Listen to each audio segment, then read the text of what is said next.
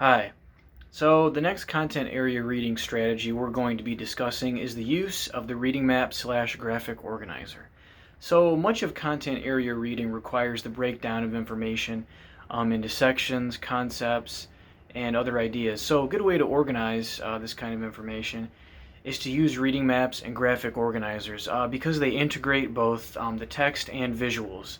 So this has been scientifically proven to be very effective both in teaching and learning, and using them can be extremely useful for you as the student as it will make lessons more engaging as well as easily comprehensible. This will also help you visualize what you are learning while reading. So if we go to the next slide, the first steps involved. So this graphic organizer is specifically made for reading, and there's several steps involved in making it as you read along whatever kind of material it might be. So first you'd want to read a certain portion of the book or the text itself, and then you'd want to understand it well.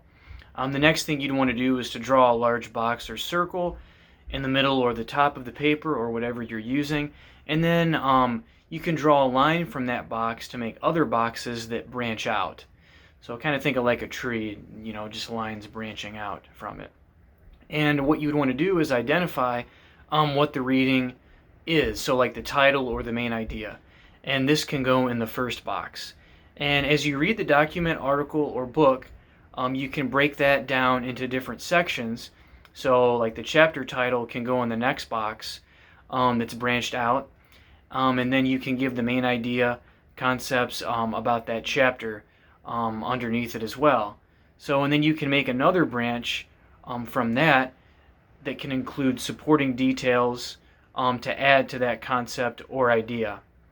And there's many benefits to using a graphic organizer.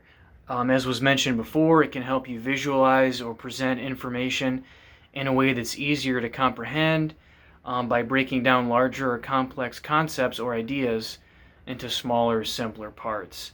And it also provides you, the student, with the opportunity to actively contribute and participate in the learning process through the creation of graphic organizers. They also help develop cognitive skills such as brainstorming, critical thinking, and creative thinking as well. Categorizing and prioritizing content, and you can reflect on what you've written down in those boxes too. And lastly, it can also help recall prior knowledge about a subject and quickly connect it to new information. So one example, let's just say for a social studies class, you're reading the Constitution. So if you read the preamble, you'll find out that the purpose is to create a more perfect union. That's why the document was written. So what you would do is for the first box that you would draw, the blue box that's shown here, you could put the Constitution in it and then state the purpose, which is to form a more perfect union.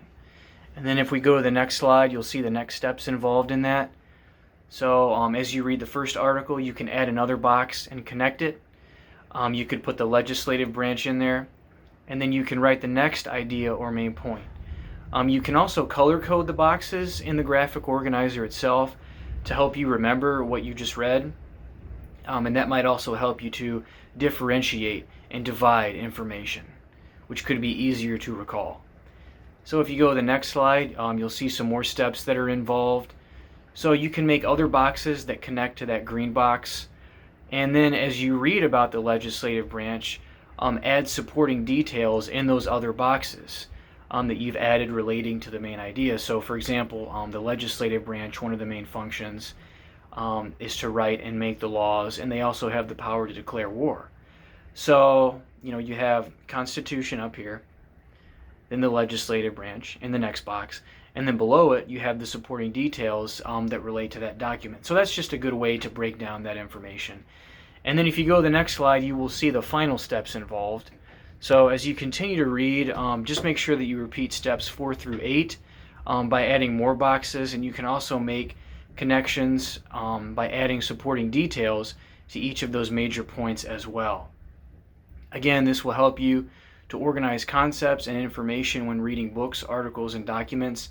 If you go to the next slide, pretty soon you'll see something that looks like this. So my question to you, the student, is can you create the next category from reading Article 3 of the Constitution. Remember the steps involved for the previous articles, and let's see what we can do.